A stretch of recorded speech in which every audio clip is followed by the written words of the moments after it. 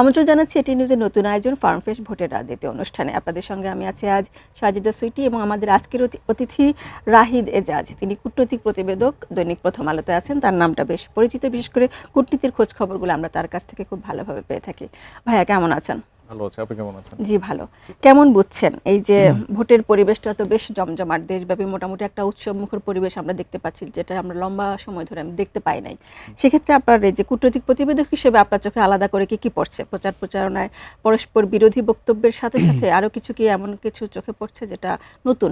জি, ধন্যবাদ সুইটি আমাকে আপনাদের এই বিশেষ আয়োজনে আমন্ত্রণ জানানোর জন্য। উৎসব মুখর কিনা আমি বলতে পারবো না, কারণ এবার আমরা যে ভোটটা যদি দেখি অন্যান্য নির্বাচনগুলোর সাথে সময়ের কলেবর প্রচার প্রচারণার সময়টা কম হয়েছে, এবং কম হয়েছে বলে সরকার যতই উৎসব মুখর বলুক সেটা কিন্তু সেই উৎসবের আমেজটা মানে আমার চোখে আমি কম দেখতে পাচ্ছি।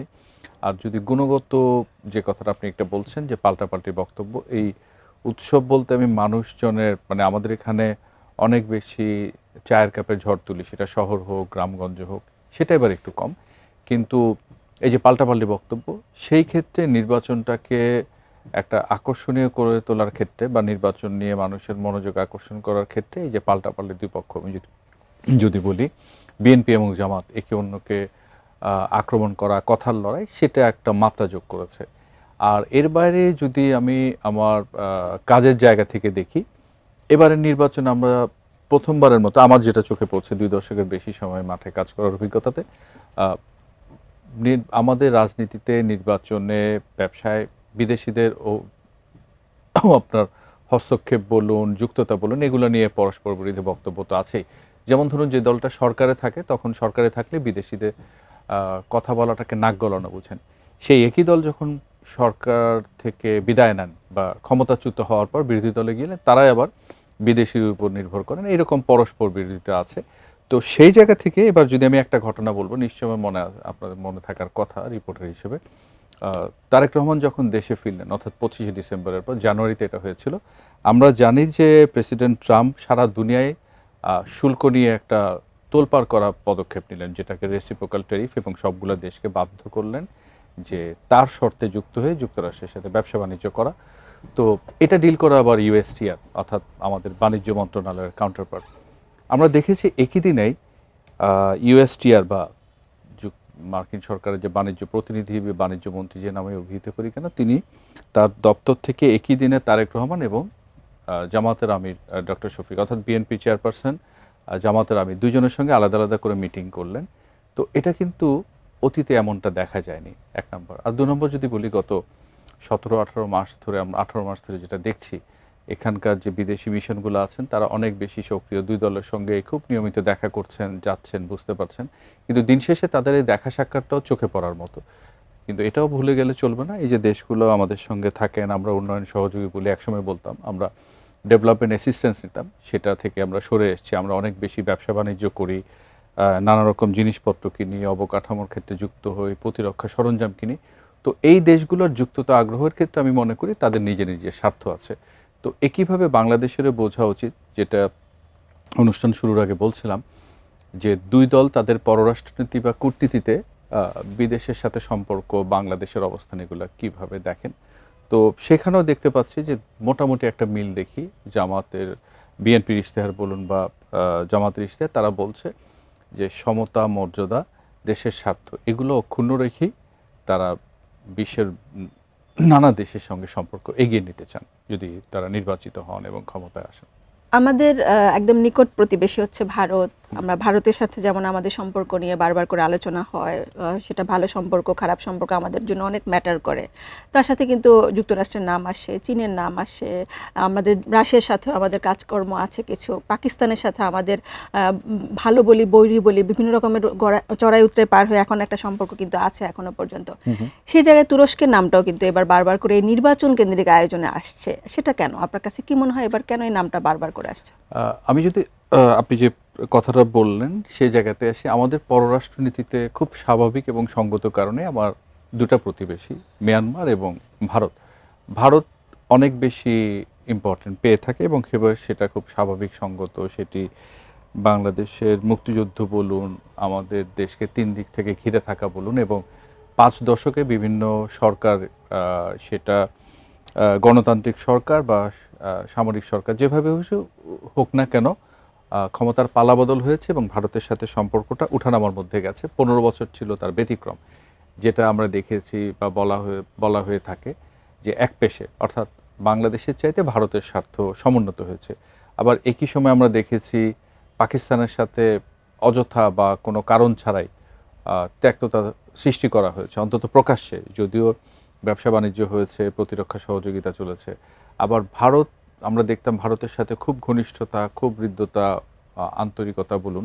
পাশাপাশি চীনকেও দেখেছি ২০১৪ নির্বাচনের পর গত শেষের ১১-১২ বছর অনেক বেশি যুক্ততা ব্যবসা বাণিজ্যের ক্ষেত্রে।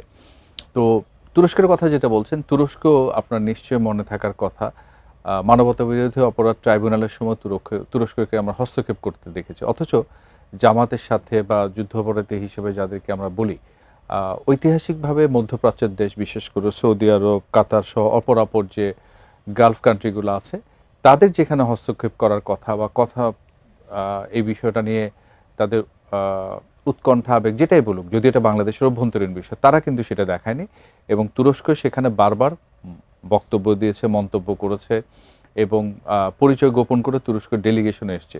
তো স্বাভাবিক এবং সঙ্গত কারণে দেখা গেছে যে মধ্যপ্রাচ্যের দেশগুলোর চাইতে তুরস্কের সাথে জামাত বা ইসলামপন্থীদের একটা হৃদ্যতা।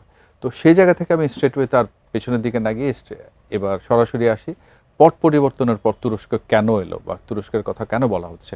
এই যে তুরস্কের একই পার্টি মুসলিম ব্রাদারহুড যেই মতাদর্শ বা দর্শন নিয়ে চলে, জামাতের সাথে একটা সাযুজ্য বা মিল আছে। আপনি তুরস্কের কথা বলছেন, আমি সেখানে ইজিপ্ট বা মিশরের কথা বলতে পারি, আলজেরিয়ার কথা বলতে পারি। তো এই দেশগুলোর কথাও কিন্তু গত ১ বছর ১.৫ বছর ধরে আলোচনায় এসছে। তুরস্কে বেশি এসছে, কারণ তুরস্ক একটা ন্যাটোর মেম্বার, আবার ধরেন মুসলিম দেশ, সব মিলিয়ে তুরস্কের যে অবস্থানটা আছে এবং তুরস্কের একটা ইমার্জিং লার্জার পাওয়ার হিসেবে আবির্ভূত হওয়ার একটা আকাঙ্ক্ষা আছে। তো সবগুলো মিলিয়ে তুরস্কের এখানে গুরুত্বপূর্ণ। আবার যদি আমি দেখি গত ১৮ মাসে যেটা হয়েছে, ভারতের সাথে সম্পর্ক খুব ভালো ছিল, অসম্ভব ঘনিষ্ঠ ছিল, সেটা চরম ত্যক্ত হয়েছে। তো এই জায়গায় যে একটা শূন্যতা তৈরি হয়েছে, সেই শূন্যতাকে আমি যদি দেখি আমার কাজের জায়গা থেকে, চীন অনেক বেশি এগিয়ে গেছে। আপনি দেখুন, একসময় দেখতাম চীনের কমিউনিস্ট পার্টির সাথে আওয়ামী লীগ নেতাদের একটা ঘনিষ্ঠতার হৃদ্যতা পার্টি লেভেলে ছিল। সেটা এবার দেখেছি বিএনপি, জামাত, ইসলামী শাসনতন্ত্র আন্দোলন, কওমি মাদ্রাসার সঙ্গে যুক্ত করে যে অপরাপর ইসলামী দল, এনসিপি, সবার সঙ্গে চীনের কমিউনিস্ট পার্টি যুক্ত হয়েছে এবং ২০২৪ নভেম্বর থেকে অন্তত এবছরের জানুয়ারি না হলে গত বছরের শেষার্ধ পর্যন্ত অনেকগুলো ডেলিগেশনের আসা যাওয়া হয়েছে। তাহলে চীন এই ভ্যাকুয়ামটা নেওয়ার জন্য যে মরিয়া, অর্থাৎ ভারতের সঙ্গে যে শূন্যতা তৈরি হয়েছে, ওই জায়গাটা চীন যে নিতে চায়, তাতে কোনো সন্দেহ বা অবিশ্বাসের সুযোগ নেই। আবার চীনের সাথে আমরা দেখি পাকিস্তানের একটা হৃদ্যতা, ঘনিষ্ঠতা আছে এবং পাকিস্তানকেও দেখেছি গত ১৮ মাসে অনেক দূরে এগিয়ে গেছে। তো চায়না, পাকিস্তান, এখানে তাদের সাথে আরেকটা মিত্র দেশ কিন্তু তুরস্ক। তো এই জায়গাতে চীন এবং পাকিস্তানের আগ্রহ, উদ্যোগ যতটা বেশি চোখে পড়ে, তুরস্কটা চোখে পড়ে না। কিন্তু তুরস্কের চোখে না পড়লে এটা বোঝা যায় যে প্রতি বছর গত ১০-১৫ বছর ধরে উল্লেখযোগ্য সংখ্যক মানুষ তুরস্কের সাথে ব্যবসা বাণিজ্য করছেন, পড়াশোনা করতে যাচ্ছে এবং তুরস্কের যে ইসলামী মতাদর্শ, আধুনিকতা সংমিশ্রণে এক ধরনের কাঠামো গড়ে তোলা, সেইখানের সাথে জামাতের যুক্ততা, ইসলামী দলগুলোর যুক্ততা, এগুলোর কারণে কিন্তু রাজনৈতিক পরিসরে দেশে এবং দেশের বাইরে আলোচনা যে তুরস্ক বেশ একটি গুরুত্বপূর্ণ দেশ হয়ে উঠেছে। আরেকটি কথা না বললেই নয়, আমার মনে হয় একটা জায়গায় মিসিং ছিল, যে যুদ্ধাপরাধের, মানবতা বিরোধী অপরাধের বিচার নিয়ে তুরস্ক হস্তক্ষেপ করেছে, সেই তুরস্কের সাথে আবার শেখ হাসিনার সরকার বা আওয়ামী লীগ সরকার হঠাৎ করে সম্পর্ক ভালো করেছিল এবং আমি মনে করি ২-৩টা বিষয় নিশ্চয় আমার মনে আছে। তুরস্কে এরদোয়ানের বিরুদ্ধে একটা কু বা সামরিক অভ্যুত্থানের চেষ্টা করা হয়েছিল। তো সেই অভ্যুত্থান সফলভাবে মোকাবেলা করার পর শেখ হাসিনা প্রথম দিককার যে কয়জন নেতা এরদোয়ানকে সমর্থন করেছিলেন, শেখ হাসিনা সমর্থন দিয়ে চিঠি দিয়েছিলেন। এটি একটি ঘটনা। আরেকটি ঘটনা, রোহিঙ্গাদের ঢল যখন বাংলাদেশে এসেছিল, তখন তুরস্কের ফার্স্ট লেডি বাংলাদেশে এসে তাদের প্রতি সমর্থন, সহমর্মিতা, সহযোগিতা সব দিয়েছেন। তো এই রকম একাধিক ঘটনায় কিন্তু বাংলাদেশ তুরস্কের, বিশেষ করে আওয়ামী লীগের শাসন আমলে মোড় বা বাঁকটা পরিবর্তন করে দিয়েছে এবং তুরস্কর সাথে ব্যবসা বাণিজ্য বলুন, বিশেষ করে বিনিয়োগ এবং প্রতিরক্ষা, সেখানে অনেকটা অগ্রগতি গত আমলে হয়েছে। এবং আমি মনে করি যে অন্তর্বর্তী সরকারের সময় তুরস্ক, চীন এই দেশগুলোর সাথে বাংলাদেশের সম্পর্কের যে উন্নয়ন বা ঘনিষ্ঠতা, সেটা ধারাবাহিকতা বজায় থেকেছে এবং ভবিষ্যতে যে দলেই ক্ষমতায় আসুক, আমার ধারণা হচ্ছে তুরস্ক চাইবে, বিশেষ করে চীন তো আমি বললাম রাজনৈতিক এবং সরকারি পরিসরে অনেক বেশি রেডি হয়ে আছে, তুরস্ক খুব একটা পিছিয়ে আছে বলে আমি মনে করছি না। আমরা একটু ছোট্ট একটা বিরতি নিয়ে আবার ফিরছি ভোটের রাজনীতি অনুষ্ঠানে।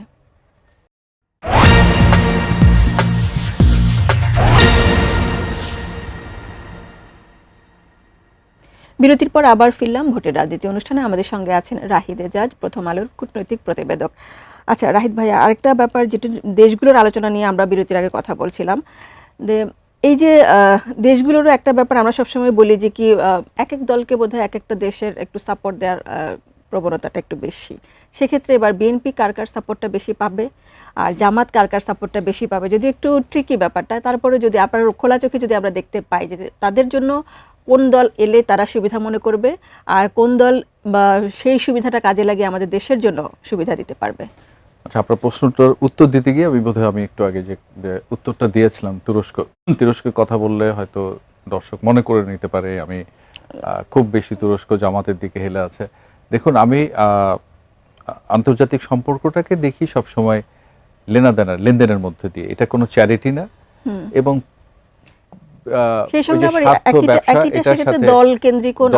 সেটা বলছি। যেমন ধরুন, আমি চীনের কথাটা বলছি, সে কিন্তু চাইলে শুধু সরকারের সঙ্গে যুক্ত থাকতে পারতো, সেটি কিন্তু করে সে থেমে থাকেনি, সে রাজনৈতিক দলগুলোকে অনবোর্ড করেছে। আমি এই প্রসঙ্গে বলে রাখি, যেমন আপনার মনে থাকার কথা, জুন মাসে তারা একবার চেষ্টা করেছিল, যেহেতু সার্ক অকার্যকর, পাকিস্তান এবং বাংলাদেশকে নিয়ে একটা ফোরাম করার। তারা বাংলাদেশকে বলেছিল অনানুষ্ঠানিক, কিন্তু সেই অনানুষ্ঠানিক বৈঠকটাকে তারা এক ধরনের ফোরামের রূপ দিতে গিয়ে স্টেটমেন্ট ইস্যু করে দিল। বাংলাদেশ পরে বললো এটাতে এরকম ছিল না। তারা 7 মাস চেষ্টা করে তারা পিছু উঠলো। এরই মধ্যে 7 মাসের মধ্যে তারা বিএনপি জামাতের যে ডেলিগেশনগুলোকে বেইজিং নিয়ে গেছিল সিপিসির আমন্ত্রণে, সেখানেও তারা এই বিষয়টা বলেছে এবং বিএনপির কাছ থেকে আলাদা করে সম্মতি আদায়ের চেষ্টা করেছে জামাতের কাছ থেকে। তার মানে হচ্ছে কি, সে তার স্বার্থে সরকারের সাথে যুক্ত হচ্ছে, রাজনৈতিক দলের সাথে যুক্ত হচ্ছে। এখন আপনি এই প্রশ্নটা যখন করছেন, খুব স্বাভাবিক এবং সঙ্গত, কারণ আমি যদি ভুল না বুঝি, আপনার মাথায় নিশ্চয়ই সেই রিপোর্টটা আছে, ওয়াশিংটন পোস্টের একটা রিপোর্ট, যেটা কিছুদিন আগে বাংলাদেশের কয়েকজন সাংবাদিকের সঙ্গে একটা মত বিনিময় হয়েছিল, আমি যদি ভুল না করি ডিসেম্বরের শুরুর দিকে। সেটা লিক হয়ে ওয়াশিংটন পোস্টে যায় এবং সেখানে বলা হচ্ছে যে যুক্তরাষ্ট্র জামাতের দিকে ঝুঁকছে। তো অনেকের কাছে, এবং সেই পোস্টের রিপোর্টে এমনও বলা হয়েছিল ওয়াশিংটন পোস্টে, এই যে জামাতের দিকে যুক্তরাষ্ট্রের ঝুঁকে পড়া দিল্লি ওয়াশিংটন সম্পর্ককে বাধাগ্রস্ত বা বিঘ্নিত করতে পারে ইত্যাদি ইত্যাদি। তো আমার কাছে তথ্যটা নতুন ছিল না, কারণ এই যে একটু আগে বললাম, সবগুলো দেশেই চায় তার নিজের স্বার্থে বিভিন্ন দল, সরকার, ব্যবসায়ী প্রতিষ্ঠান, নাগরিক সমাজ সবার সাথে যুক্ত হবে। তো এবারের নির্বাচনে বিএনপির দিকে কে আছে, জামাতের দিকে কে আছে, আমি বিষয়টাকে এভাবে দেখি না, কারণ প্রত্যেকটা দেশ তার নিজের স্বার্থে দেখে। এবং শুরুতে যেটা বলছিলাম, বিএনপি বা জামাত যখন তার নির্বাচনী ইশতেহারে যে কথাটা বলে, আমরা ভবিষ্যতে নাগরিক হিসেবে চাইব সমতা, মর্যাদা এবং স্বার্থের ভিত্তিতে সব দেশের সাথে আমরা একটা ব্যালেন্স রিলেশন করব, কনস্ট্রাকটিভ রিলেশন করব, জনগণ থেকে। এখানে একটা কথা না বললেই নয়, আমরা যখন এই আলোচনাটা করছি, আজ রোববার সকালে আমেরিকান অ্যাম্বাসেডর পররাষ্ট্র উপদেষ্টার সঙ্গে কথা বলতে গেছিলেন এবং সেখানে খুব প্রাসঙ্গিকভাবে এই বিষয়গুলো আসছে, নির্বাচনের পরিবেশ, আইন শৃঙ্খলা। তো সেখানে যতটা জেনেছি যে তিনি বলেছেন যে আমরা আসলে কোনো বিশেষ দল বা পক্ষের প্রতি নেই, এবং সম্প্রতি নির্বাচন কমিশন সচিবালয়ে গিয়ে যখন উনি সিইসি এবং অন্যদের সাথে কথা বলেন, তখন সেখানে এই কথাটা বলেছেন যে we don't take any side. তো এটা আমি যুক্তরাষ্ট্রের উদাহরণ দিচ্ছি, অন্যদের অবস্থাও তো তাই। কারণ আপনার নিশ্চয় মনে আছেন, আগের নির্বাচনগুলোতে, বিশেষ করে আওয়ামী লীগ যখন ক্ষমতায় ছিল, তারা ইনক্লুসিভ ইলেকশনের কথা বলতো, পার্টিসিপেটরি ইলেকশনের কথা বলতো, অর্থাৎ ইনক্লুসিভ মানে সবগুলো দলকে নিতে হবে। সম্প্রতি ইউরোপিয়ান ইউনিয়নের আপনার চিফ ইলেকশন অবজারভারকে জিজ্ঞেস করা হয়েছিল, তারা ইনক্লুসিভিটির নতুন একটা সংজ্ঞা দেন। তারা ইনক্লুসিভ বলতে সব দল বোঝান না, সব জনগণ বোঝান। অর্থাৎ প্রত্যেকেই কিন্তু তার নিজের স্বার্থের জায়গায় অবস্থানটা বদল করেন। বাংলাদেশকে বোধহয় এটা মনে রাখতে হবে। আচ্ছা, একটা সংক্ষেপে আমি একটু বাকিগুলো জানতে চাচ্ছিলাম একটু, যে বিদেশি পর্যবেক্ষক 2000 এখন আমাদের যে নির্বাচনটা হবে, গত 18 বছরে এই নির্বাচনে বোধহয় গত 18 বছরের মধ্যে সবচেয়ে বেশি পর্যবেক্ষক বোধহয় এই নির্বাচনে আসছে, কারণটা কি? কারণটা হচ্ছে গত 3টা নির্বাচন যে হয়েছে, 14তে কিন্তু বিরোধীদের বর্জনে ইলেকশন হয়েছে। 2018তে যে ইলেকশন, সেখানে লিমিটেড স্কেলে আসছিল এবং সেটা কিন্তু ব্যালট স্টাফিং বা রাতের ভোটের কথা জানি। আর 24-এর ইলেকশন তো আমরা অভিহিত করে থাকি আমি এবং টামি। এবং 24-এর নির্বাচনে আসার জন্য ইউরোপিয়ান ইউনিয়ন তাদের অ্যাডভান্স টিম পাঠিয়েছিল।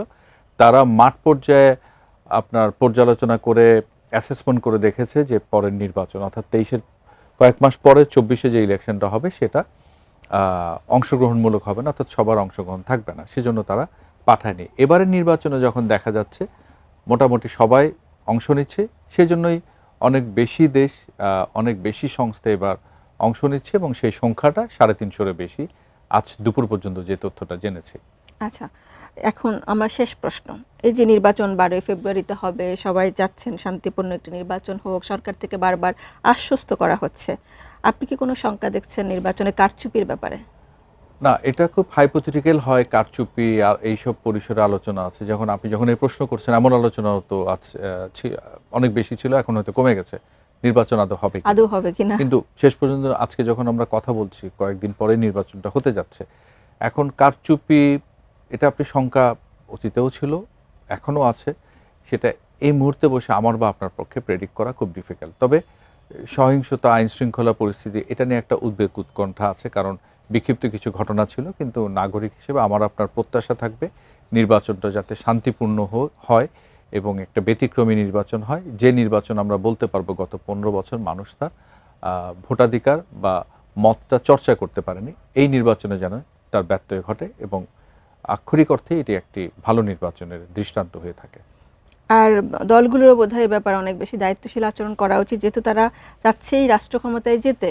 সেক্ষেত্রে তাদের এখানেও কিন্তু মুনশিয়ানাটা দেখানো উচিত যে কতটুকু তারা সংযম বা শান্তিপূর্ণ আচরণ করতে পারে। তা তো বটেই, তারা অবশ্যই তাদের দেখানো উচিত পরস্পরের প্রতি শ্রদ্ধাবোধটা যেন থাকে। আমরা কোথাও কোথাও দেখেছি, যেমন গতকাল ঢাকার একটা আসনে দেখছি যে 2জন প্রার্থী এত বেশি নমনীয়ভাবে এবং অন্যের প্রতি শ্রদ্ধা রেখে বলছেন, কেউ কাউকে পাল্টাপাল্টি আক্রমণ করছেন না, তাতে করে ভোটাররা কেউ কেউ ভাবছেন যে আসলে দুজনের অ্যাপ্রোচই যখন এতটা ডিফারেন্ট, তাহলে তারা কাকে শেষ পর্যন্ত ভোট দিবেন।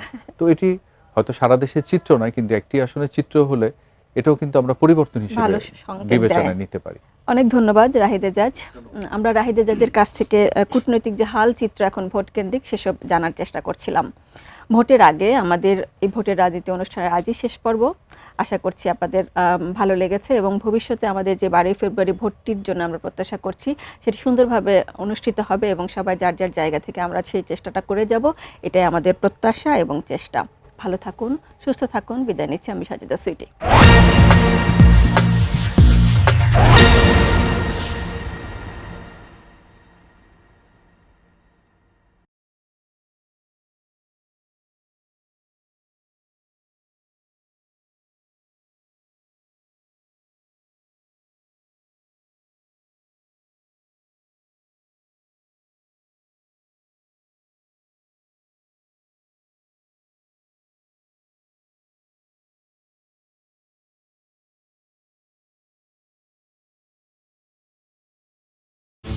আমার কাছে এটাই বেস্ট, কারণ ফার্ম ফ্রেশ খাওয়া যায় যখন খুশি।